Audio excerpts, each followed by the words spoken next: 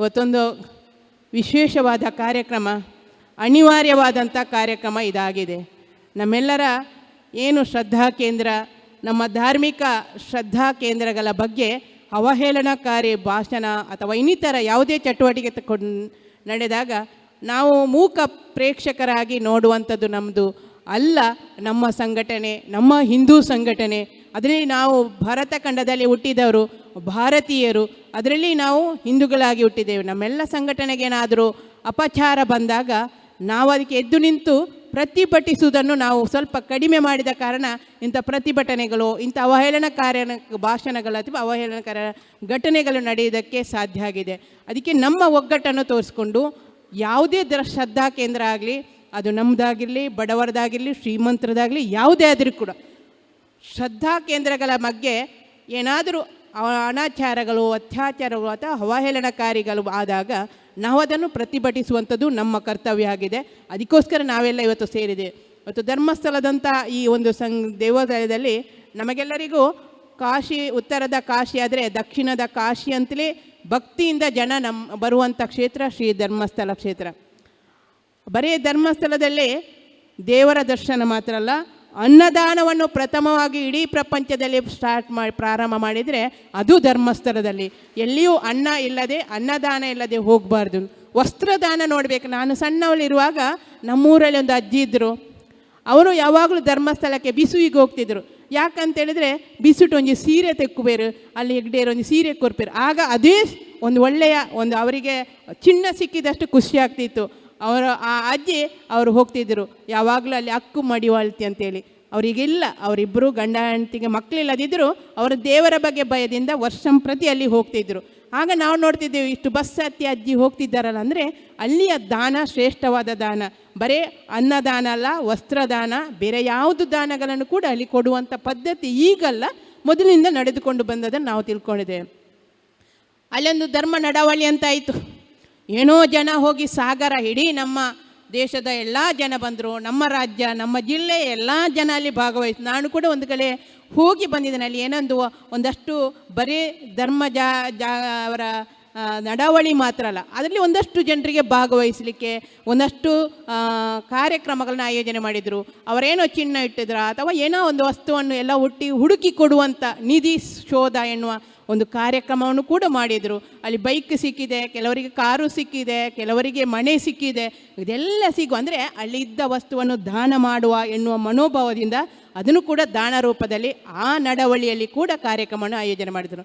ಆ ನಂತರದಿಂದ ನಾವು ಅದಕ್ಕಿಂತ ಮುಂಚೆನೇ ನಾವು ನೋಡ್ತಿದ್ದೇವೆ ನಮ್ಮ ತಾಲೂಕಿಗೆ ಮಧ್ಯವರ್ಜನ ಶಿಬಿರ ಒಂದು ಸ್ವಲ್ಪ ಕಡಿಮೆ ಲೇಟಾಗಿ ಬಂದರೂ ಆ ಧರ್ಮಸ್ಥಳ ಭಾಗದಲ್ಲಿ ಬೇರೆ ಬೇರೆ ಕಡೆಗಳಲ್ಲಿ ಅದು ಪ್ರಥಮ ಒಂದು 2000ದ ಮೊದಲೇ ಬಂದಿರಬೇಕು ಅಂತ ನಾನು 2000ದಲ್ಲಿ ತಾಲೂಕು ಪಂಚಾಯತ್ ಸದಸ್ಯ ಆಗಿರುವಾಗ ನಾನೇ ಒಂದು 2 ಜನರನ್ನು ಕನ್ಯಾಣದಲ್ಲಿ ಒಂದು ಶಿಬಿರ ಆಗುವಾಗ ಸುಳ್ಯದಿಂದ ಕರ್ಕೊಂಡೋಗಿದ್ದೆ.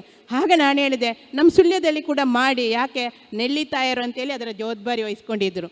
ಆಗ ಅವ್ರು ಹೇಳಿದರು, ಮೇಡಮ್ ಹಾಗೆಲ್ಲ ಮಾಡಲಿಕ್ಕೆ ಆಗೋದಿಲ್ಲ, ನಮ್ಮದೊಂದು ಸ್ವಸಹಾಯ ಸಂಘ ಅಂತ ಇದೆ, ಆ ಸಂಘ ಮಾಡಿದರೆ ಆ ಮುಖಾಂತರ ನಾವು ಆ ಶಿಬಿರವನ್ನು ಮಾಡಲಿಕ್ಕೆ ಆಗ್ತದೆ. ಯಾಕಂದರೆ ಅವರು ಶಿಬಿರಕ್ಕೆ ಬಂದು ಅವ್ರು ಬಿಟ್ಟಿದ್ದಾರಾ ಇಲ್ಲವೋ ಅಂತ ನೋಡಿಕೊಳ್ಳಲಿಕ್ಕೆ ಅವರಿಗೆ ಮತ್ತೆ ಟ್ರೈನಿಂಗ್ ಕೊಡ್ತಾ ಇರಬೇಕು ವಾರ ವಾರ. ಅದಕ್ಕೆ ಆ ಸಂಘದವರಿಗೆ ಜವಾಬ್ದಾರಿಗಳು, ಅದಕ್ಕೋಸ್ಕರ ಆ ಸಂಘ ಅಲ್ಲಿ ಮಾಡಬೇಕು ಅಂತೇಳಿ. ಆ ನಂತರ ದಿನದಲ್ಲಿ ಎಲ್ಲಿ ಕೂಡ ನಮ್ಮ ಸುಳ್ಯದಲ್ಲಿ ಕೂಡ ಸಂಘ ಆಯಿತು. ವಿಶೇಷ ರೀತಿಯ ಸಂಘಗಳು ಪ್ರಾರಂಭವಾಗಿ ಮಧ್ಯವರ್ಜನ ಶಿಬಿರಕ್ಕೆ ನಾನು ನೋಡಿದಂಥದ್ದು ನನ್ನ ಸುಳ್ಯ ತಾಲೂಕಿನ 83 ಶ್ರೀರಾಮ ಭಜನಾ ಮಂದಿರದಲ್ಲಿ ಇಷ್ಟು ಜನ ಸೇರಿದ್ರು ಒಂದು ದಿವಸ ಆ ಕಾರ್ಯಕ್ರಮಕ್ಕೆ, ಮಧ್ಯವರ್ಜನ ಶಿಬಿರಕ್ಕೆ. ಸಂಜೆ ಆಗುವಾಗ ಎಲ್ಲ ಮನೆಯಿಂದ ಬಂದು ಭಜನೆಗೆ ಸೇರಿಕೊಳ್ತಿದ್ರು ಎಲ್ಲ ಜನ. ಅದರಲ್ಲಿ ಅಂದರೆ ಶಿಬಿರದಲ್ಲಿ ಸೇರಿದವರು ಕಡಿಮೆ ಇದ್ದರು, ಆ ಮನೆಯವರಿಗೆ ಸಾಥ್ ಕೊಟ್ಟಂಥ ಜನ ಅಲ್ಲಿ ಎದುರು ಕೂತವರಾಗಿದ್ದರು. ಅದಕ್ಕೆ ಆ ಮನೆಯವರಿಗೆ ಕೂಡ ಬೇಜಾರಾಗ್ತಿರಲಿಲ್ಲ, ನನ್ನೊಟ್ಟಿಗೆ ಇವರೆಲ್ಲ ಇದ್ದಾರೆ ಅಂತೇಳಿ ಮತ್ತಷ್ಟು ಜನರನ್ನು ಕಳಿಸ್ತಿದ್ರು. ಇದೊಂದು ಶಿಬಿರ. ಕೆಲವರನ್ನು ನಾವು ಬಲಾತ್ಕಾರವಾಗಿ ಕರ್ಕೊಂಡು ಬಂದು ಹಾಕಿದವರು ಇವತ್ತು ಮದ್ಯ ಮುಕ್ತವಾಗಿ ಇದ್ದಾರೆ. ಅವರೀಗ ಬೈಲಿಕ್ಕೆ ಅವತ್ತು ಬೈದವರು ಈಗ ಖುಷಿಯಲ್ಲಿ ಜೀವನ ಮಾಡ್ತಿದ್ದಾರೆ. ಅಂದರೆ ನಿಮ್ಮಿಂದಾಗಿ ನಾನು ಬಂದೆ ಮರೆಯರೆ, ನನ್ನನ್ನು ಅವರು ಕರ್ಕೊಂಡು ಬಂದರು, ಎಳ್ಕೊಂಡು ಬಂದು ಹಾಕಿದ್ರು, ನಾನು ಇವತ್ತು ನನ್ನ ಕುಟುಂಬದಲ್ಲಿ ಖುಷಿಯಾಗಿದ್ದೇನೆ, ಆ ಮನೆಯವರು ಖುಷಿಯಾಗಿದ್ದಾರೆ. ಒಂದು ಕಡೆ ಒಂದು ಮಗು ಅವರನ್ನು ಪ್ರಶ್ನೆ ಮಾಡೋಕೆ ಹೇಳ್ತಾರೆ, ನನ್ನ ಮಗ ಶಾಲೆಗೆ ಹೋಗೋದಿಲ್ಲ, ನಿನ್ನ ಅಪ್ಪ ಕುಡಿದು ಬರ್ತಾನೆ, ಇಲ್ಲಿ ಬಂದು ಗಲಾಟೆ ಮಾಡ್ತಾನೆ ಅಂತೇಳಿ ಶಾಲೆಗೆ ಹೋಗೋದವ್ರು ಎಷ್ಟೋ ಜನ ಇದ್ದಾರೆ ವಿದ್ಯೆ. ಆದರೆ ಈ ಶಿಬಿರದ ನಂತರ ಒಂದಷ್ಟು ಮಕ್ಕಳು ಶಾಲೆಗೆ ಹೋಗಿ ಒಳ್ಳೆ ಒಳ್ಳೆ ವಿದ್ಯಾವಂತರಾಗಿ ಜ್ಞಾನವಂತರಾಗಿ ಇವತ್ತು ಒಳ್ಳೆ ಒಳ್ಳೆ ಉದ್ಯೋಗದಲ್ಲಿ ಕೂಡ ಇದ್ದಾರೆ. ಬರೀ ಶಿಬಿರದಲ್ಲಿ ಭಾಗವಹಿಸುವುದು ಅಷ್ಟು ಜನರಿಗೆ ತರಬೇತಿ ಕೊಡುವಾಗಲೂ ಉಚಿತವಾಗಿ ತರಬೇತಿಯನ್ನು ಕೊಡ್ತಿದ್ರು. ಅಲ್ಲಿ ಕೂಡ ಅಷ್ಟು ಜನರಿಗೆ ಉದ್ಯೋಗ ಆಯಿತು. ಆನಂತರ ಸ್ವಸಹಾಯ ಸಂಘ ಮಾಡಿದರು. ಒಂದಷ್ಟು ಜನರ ಹಣ ಉಳಿತಾಯ ಮಾಡೋದರ ಜೊತೆಗೆ ಅಲ್ಲೊಬ್ಬರಿಗೆ ಉದ್ಯೋಗವನ್ನು ಕೊಡ್ತಾರೆ. ಅದನ್ನೆಲ್ಲ ಸಂಗ್ರಹ ಮಾಡಲಿಕ್ಕೆ ಅದು ನೋಡಿಕೊಳ್ಳುವಂಥ ಪ್ರೇರಕಿ ಅಂತ ಮಾಡಿದರೆ ಅವರಿಗೊಂದು ಉದ್ಯೋಗ ಆಯಿತು, ಆ ಮನೆ ಬೆಳಗಿದಾಗೆ ಆಯಿತು. ಆನಂತರ ದಿನದಲ್ಲಿ ಮತ್ತಷ್ಟು ಅದನ್ನು ಮುಂದುವರಿಸಿ ಅದಕ್ಕೆ ಮತ್ತೆ ಒಂದಷ್ಟು ಜನರುಗಳನ್ನು ಸೇರಿಸುವಂಥದ್ದು, ಪ್ರೇರಕರ ಮಣ್ಣು ನೋಡಿಕೊಳ್ಳುವ ಮತ್ತೊಬ್ಬ ಸೂಪರ್ವೈಸರ್ ಅಂತ ಮಾಡಿದರು. ಅಷ್ಟು ಜನರಿಗೆ ಉದ್ಯೋಗ ಆಯಿತು, ಆ ಮನೆ ಬೆಳಗಿತ್ತು. ಅನಂತರ ದಿನದಲ್ಲಿ ನಾವು ನೋಡ್ತಿದ್ದೇವೆ, ಈಗ ನಮ್ಮದೆಲ್ಲ ಅಲ್ಲಲ್ಲಿ ಬ್ಯಾಂಕ್ಗಳನ್ನು ಮಾಡಿ ATMಗಳನ್ನು ಮಾಡಿದ್ದಾರೆ. ನಿಮ್ಮ ಯಾವುದೇ ಸವಲತ್ತುಗಳು ಸರ್ಕಾರದ ಯೋಜನೆಗಳಿದ್ದರೂ ಕೂಡ ಅಲ್ಲಿ ಒಬ್ಬರು ಮೇಡಮ್ ಅಥವಾ ಒಬ್ಬರು ಲೇಡಿ ಅಥವಾ ಜೆಂಟ್ಸ್ ಒಂದು ಆಫೀಸಿಗೆ ಇಟ್ಕೊಂಡು ಕೂರ್ತಿರ್ತಾರೆ. ಹಣ ಕಟ್ಟೋದು ಮಾತ್ರ ಅಲ್ಲ, ನಿಮ್ಮ ಮನೆಯ ಸಮಸ್ಯೆ, ಮನೆ ಸಿಗಲಿಲ್ವಾ, ಆಧಾರ್ ಸರಿ ಇಲ್ವಾ ಅಥವಾ ರೇಷನ್ ಸರಿ ಇಲ್ವಾ, ಇದರ ಬಗ್ಗೆ ಕೂಡ ಅಲ್ಲಿ ನಾವು ಅವರಿಗೆ ಒಂದು ಮನವಿಯನ್ನು ಕೊಟ್ಟರೆ ಅಲ್ಲಿ ಅವರು ಫೀಡ್ ಮಾಡಿ ಅದನ್ನು ಕಂಪ್ಯೂಟರ್ ಮುಖಾಂತರ ಆನ್ಲೈನ್ ಮುಖಾಂತರ ಎಲ್ಲ ಅರ್ಜಿಗಳನ್ನು ಸ್ವೀಕಾರ ಮಾಡುವಂಥ ಕೆಲಸ ಕೂಡ ಇದರ ಮುಖಾಂತರ ಆಗ್ತಿದೆ. ಇವತ್ತು ಬರೀ ಶಾಲೆಗಳಿಗೆ ಶಿಕ್ಷಕರಿಲ್ಲ ಅಂತ ಹೇಳುವಾಗ ನಾನೇ ಒಂದಷ್ಟು ಶಿಕ್ಷಕರನ್ನು ಹಿಂದೆ ಕೂಡ ಸೇರಿಸಿದ್ದೆ. ಆನಂತರ ಈ ವರ್ಷ ಕೂಡ ನಮಗೆ 10 ಶಿಕ್ಷಕರನ್ನು ಕೊಟ್ಟಿದ್ದಾರೆ. ಗತಿಥಿ ಶಿಕ್ಷಕಿ ಸರ್ಕಾರದ ಯೋಜನೆ ಇದ್ದರೂ ಕೂಡ 10 ಶಿಕ್ಷಕಿಯನ್ನು ನಮಗೆ ವಾಪಸ್ ಈ ಸಲ ಕೂಡ ಕೊಟ್ಟಿದ್ದಾರೆ. ಕಡಬಕ್ಕೆ 9 ಶಿಕ್ಷಕಿಯನ್ನು ಕೊಟ್ಟಿದ್ದಾರೆ.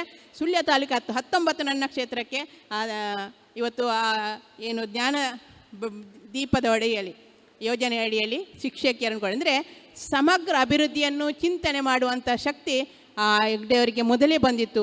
ನಮ್ಮಲ್ಲಿ ಈಗ ಸ್ವಸಹಾಯ ಸಂಘ ಆನಂತರ ನಾವು ಶ್ರೀಶಕ್ತಿ ಯೋಜನೆಯನ್ನು ಮತ್ತೆ ಪ್ರಾರಂಭ ಮಾಡಿದ್ದು ಸರ್ಕಾರ.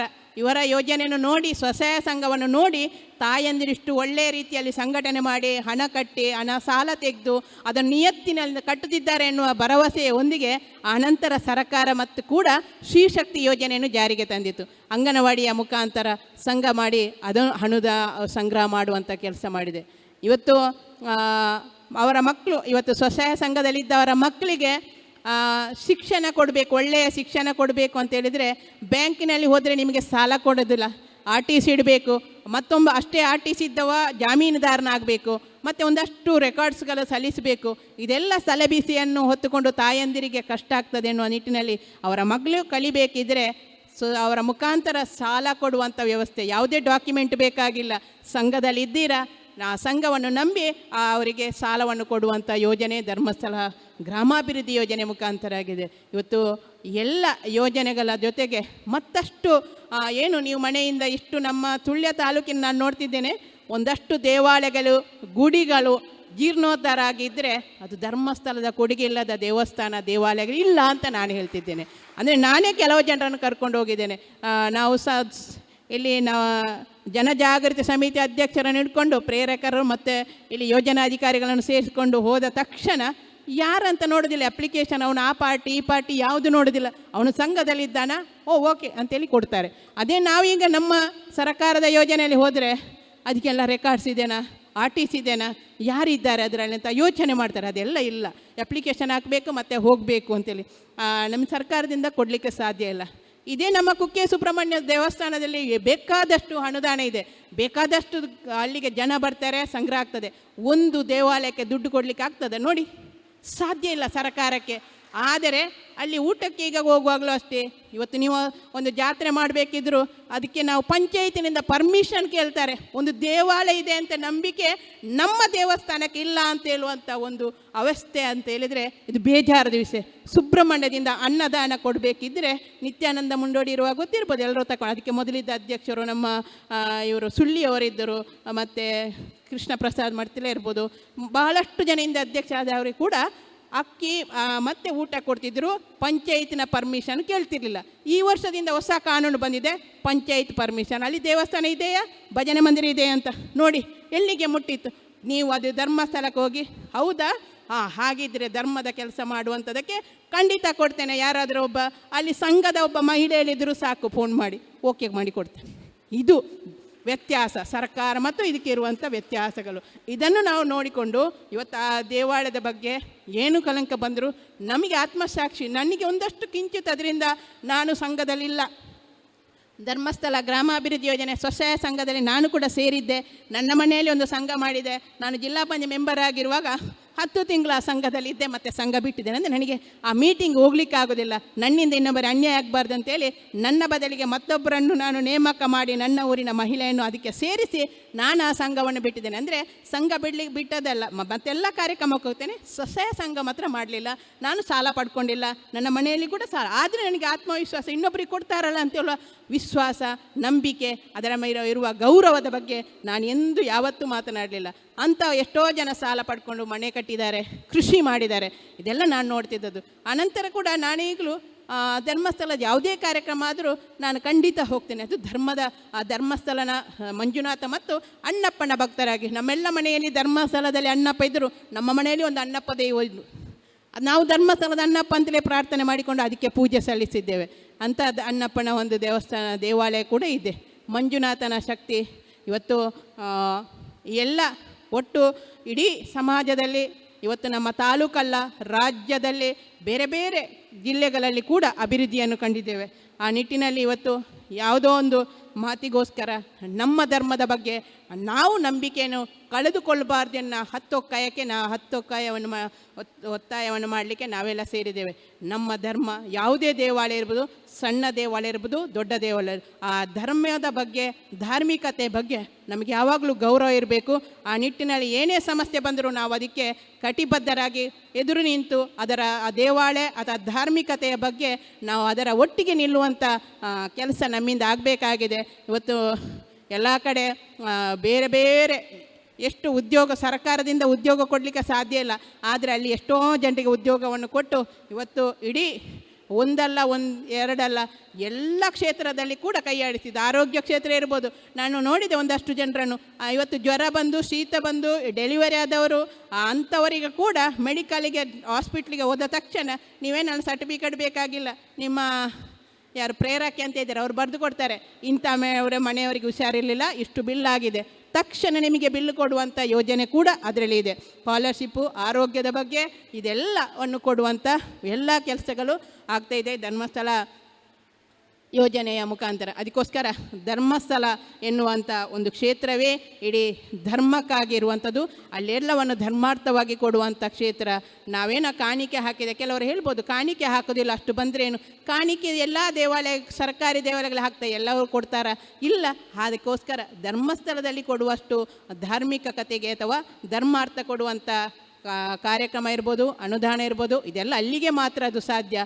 ನಮ್ಮಿಂದ ಕೂಡ ಒಂದು ದೇವಸ್ಥಾನ ಕಟ್ಟಿ ನಾನು ದೊಡ್ಡ ದುಡ್ಡು ಇದೆ, ನನಗೆ ಎಲ್ಲವನ್ನ ಧರ್ಮಾರ್ಥ ಕೊಡಲಿಕ್ಕೆ ಪ್ರಾರಂಭ ಮಾಡ್ತೇನೆ ಅಂತ ಹೇಳಿದರೆ 1-2 ವರ್ಷ ಕೊಡ್ಬೋದು. 3ನೇ ವರ್ಷಕ್ಕೆ ಅವನೊಟ್ಟಿಗಿದ್ದವರೆಲ್ಲ ಕೈ ಬಿಟ್ಟು ಹೋಗಿ ಅವನೊಟ್ಟಿಗಿದ್ದವರಿಲ್ಲದೆ ಆಗುವಂಥ ಸಾಧ್ಯತೆ ಉಂಟು. ಈಗಲೇ ನೋಡ್ತೇವೆ, ಒಂದು ಭಜನೆ ದೇವಾಲಯಕ್ಕೆ ನೋಡಿ ನೀವು, ನಮ್ಮ ಊರಿನಲ್ಲಿ ಬ್ರಹ್ಮಕಲಶ ಆಗುವಾಗ ಇಷ್ಟು ಜನ ಸೇರ್ತಾರೆ. ಆ ಬ್ರಹ್ಮಕಲಶ ಆದ ಮರುದಿವಸದಿಂದ ಆ ದೇವಾಲಯದಲ್ಲಿ ಜನ ಬರ್ತಾರೆ ನೋಡಿ, ಗಂಟೆ ಹೊಡ್ಲಿಕ್ಕಿಲ್ಲ, ಭಟ್ರೊಬ್ಬರೇ, ಮತ್ತು ಕ್ಯಾಸೆಟ್ ಹಾಕ್ತಾರೆ, ಕರೆಂಟ್ ಸ್ವಿಚ್ ಹಾಕಿ, ಅದು ಕರೆಂಟ್ ಇದ್ದರೆ ಮಾತ್ರ ಅದು ಕೂಡ ಟಂಗ್ ಬಿಲ್ ಹೊಡಿತದೆ, ಇಲ್ಲಾಂದರೆ ಅದು ಕೂಡ ಇಲ್ಲ. ಅಂಥ ಪರಿಸ್ಥಿತಿ ಆಗಿದೆ. ಅಂಥ ಪರಿಸ್ಥಿತಿ ಆಗಬಾರ್ದು. ಅಂಥ ಒಂದು ಇದರಲ್ಲಿ ಆ ಒಂದು ನೇತೃತ್ವ ಇಟ್ಕೊಂಡು ಧರ್ಮಾಧಿಕಾರಿಯವರು ಆ ಎಲ್ಲರನ್ನು ಒಟ್ಟಿಗೆ ಸೇರಿಸ್ಕೊಂಡು ಇಷ್ಟೆಲ್ಲ ಕೆಲಸ ಮಾಡಬೇಕಿದ್ರೆ ಅವರೊಂದು ವ್ಯಕ್ತಿ ಅಲ್ಲ, ಒಂದು ಶಕ್ತಿ ಅಂತಲೇ ನಾವು ಅವರನ್ನು ನೋಡ್ಬೋದು. ಆ ನಿಟ್ಟಿನಲ್ಲಿ ಅವರು ಇನ್ನು ಯಾವುದೇ ತೊಂದರೆಗಳು ಬಂದರೂ ಕೂಡ ನಮ್ಮಿಂದ ಏನಾದರೂ ಈ ರೀತಿಯ ಸಂಘಟನೆ ಮಾಡ್ಬೋದು ಹೊರತು ಬಿಟ್ಟರೆ ಅಲ್ಲಿ ಧರ್ಮಸ್ಥಳದ ಮಂಜುನಾಥ ಮತ್ತು ಅಣ್ಣಪ್ಪನೇ ಎಲ್ಲವನ್ನು ಕಾಯುವಂಥ ದೈವಾದ ಕಾರಣ ಎಲ್ಲದಕ್ಕೂ ಪರಿಹಾರವನ್ನು ಕಂಡುಕೊಡುವಂತೆ ಆಗಲಿ. ಎಲ್ಲ ಧರ್ಮಸ್ಥಳ ಮಂಜುನಾಥ ಮತ್ತು ಅಣ್ಣಪ್ಪ ಎಲ್ಲರಿಗೂ ಒಳ್ಳೆಯ ಬುದ್ಧಿಯನ್ನು ಕೊಡಲಿ, ಸಚ್ಚಿಂತನೆ ಮಾಡುವಂಥ ಶಕ್ತಿಯನ್ನು ಕೊಡಲಿ, ಆ ಮುಖಾಂತರ ಧರ್ಮವನ್ನು ಉಳಿಸುವಂಥ ಕೆಲಸ ಮಾಡುವಂಥ ಎಲ್ಲ ಶಕ್ತಿ ಸಾಮರ್ಥ್ಯವನ್ನು ಎಲ್ಲರಿಗೂ ಭಗವಂತ ಕರುಣಿಸಲಿ.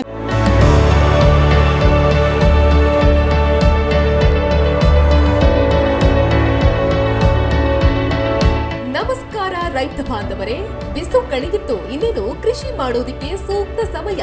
ಹಾಗಾಗಿ ಉತ್ತಮ ಗುಣಮಟ್ಟದ ಗಿಡಗಳಿರುವ ನರ್ಸರಿಯನ್ನ ಹುಡುಕ್ತಾ ಇದ್ದೀರಾ? ಹಾಗಾದ್ರೆ ನಮ್ಮ ಸುಳ್ಳದ ಮೊಗರ್ಪಡೆ ಮಸೀದಿ ಮುಂಭಾಗವಿರುವ ಕರ್ನಾಟಕ ಅಗ್ರಿ ಗಾರ್ಡನ್ ನರ್ಸರಿಗೆ ಭೇಟಿ ಕೊಡಿ. ಇಲ್ಲಿ 3 ಎಕರೆ ಜಮೀನಿನಲ್ಲಿ ತಯಾರಾಗ್ತಾ ಇದೆ ಉತ್ತಮ ತಳಿಯ ಹೈಬ್ರಿಡ್ ತೆಂಗಿನ ಗಿಡಗಳು, ಕೋಕೋ ಗಿಡಗಳು, ಅಡಿಕೆ ಗಿಡಗಳಾದ ಇಂಟರ್ಮಂಗಲ, ಮೋಹಿತ್ ನಗರ, ಸೈಗಾನ್, ರತ್ನಗಿರಿ, ಸುಮಂಗಲ, ಸ್ವರ್ಣಮಂಗಳ, ಊರಿನ ಮಂಗಳ ಮತ್ತು ಜಾಯಿಕಾಯಿ ಗಿಡ, ವಿವಿಧ ರೀತಿಯ ಹಣ್ಣಿನ ಗಿಡಗಳು, ಕರಿಮೆಣಸಿನ ಕಸಿ ಗಿಡ, ಪಣಿಯೂರು 7 ಲಭ್ಯ ಹಾಗೂ ಶತಮಂಗಲ ಅಡಿಕೆ ಗಿಡಗಳು ಲಭ್ಯ. Karnataka agri garden nursery, Mogarpade, Halegate, Sullia. Booking ಆಗಿ ಇಂದೇ ಸಂಪರ್ಕಿಸಿ 9048865019 9946123801. ಸುಳ್ಯದ ಜನತೆಗೆ ಇದೀಗ ಸುವರ್ಣ ಅವಕಾಶ. ಮಳೆಗಾಲದ ವಿಶೇಷ ಕೊಡುಗೆಗಳು ಇದೀಗ ಮೊಟ್ಟ ಮೊದಲ ಬಾರಿಗೆ ಸುಳ್ಯದಲ್ಲಿ ಚೆನ್ನೈ ಶಾಪಿಂಗ್ ಬಜಾರ್. ಅತಿ ಕಡಿಮೆ ಬೆಲೆಗೆ ನಿಮ್ಮ ಇಷ್ಟದ ಬಟ್ಟೆ ಬರೆಗಳು ಒಂದೇ ಸೂರಿನಡಿಯಲ್ಲಿ ಲಭ್ಯ. ಮಕ್ಕಳ ಹಾಗೂ ಮಹಿಳೆಯರ, ಪುರುಷರ ಯಾವುದೇ ಬಟ್ಟೆ ಬರೆಗಳನ್ನ ಕೊಳ್ಳಿರಿ, ಕೇವಲ 180 ರೂಪಾಯಿ ಮತ್ತು 130 ರೂಪಾಯಿಗಳು ಮಾತ್ರ. ನಮ್ಮಲ್ಲಿ ಲಾಂಗ್ ಟಾಪ್ಗಳು, ವೆಸ್ಟರ್ನ್ ಟಾಪ್ಗಳು, ಟಿ ಶರ್ಟ್ಗಳು, ದುಪ್ಪಟ್ಟಗಳು, ಲೆಗಿನ್ಸ್ಗಳು, ಪಟಿಯಾಲ ಪ್ಯಾಂಟ್ಗಳು, ಬಲೂನ್ ಪ್ಯಾಂಟ್ಗಳು, ಟ್ರ್ಯಾಕ್ ಪ್ಯಾಂಟ್ಗಳು, ನೈಟ್ ಪ್ಯಾಂಟ್ಗಳು, 3/4ಗಳು, ಲಾಂಗ್ ಮಿಡಿಗಳು, ಶಾರ್ಟ್ ಮಿಡಿಗಳು, ಪೆಟ್ಟಿಕೋಟ್ಗಳು, ಮಕ್ಕಳ ಮತ್ತು ಮಹಿಳೆಯರ ನೈಟ್ ಪ್ಯಾಂಟ್ಗಳು, 3/4 ಬಾಕ್ಸರ್, ಸ್ಪೋರ್ಟ್ಸ್ ಬಟ್ಟೆಗಳು, ಬನಿಯನ್ಗಳು, ಟರ್ಕಿ ಟವೆಲ್ಗಳು ಹಾಗೂ ಮಕ್ಕಳ ಮತ್ತು ಮಹಿಳೆಯರ ಒಳ ಉಡುಪುಗಳು, ಇನ್ನು ಹಲವಾರು ಬಟ್ಟೆ ಬರೆಗಳು ಇದೀಗ ಒಂದೇ ಸೂರಿನಡಿಯಲ್ಲಿ ಲಭ್ಯ. ಹಿಂದೆ ಭೇಟಿ ನೀಡಿರಿ. ಶಿವಕೃಪಾ ಕಲಾ ಮಂದಿರ, ಹಳೆ ಬಸ್ ನಿಲ್ದಾಣದ ಎದುರು, ಸುಳ್ಯ. ಗ್ರಾಹಕರ ಅನುಕೂಲತೆಗೋಸ್ಕರ ಭಾನುವಾರವೂ ತೆರೆದಿರುತ್ತದೆ. ಹಿಂದೆ ಭೇಟಿ ನೀಡಿ. ಚೆನ್ನೈ ಶಾಪಿಂಗ್ ಬಜಾರ್, ಶಿವಕೃಪಾ ಕಲಾ ಮಂದಿರ, ಪ್ರೈವೇಟ್ ಬಸ್ ಸ್ಟ್ಯಾಂಡ್, ಸುಳ್ಯ. ದೂರವಾಣಿ ಸಂಖ್ಯೆ 9108811065.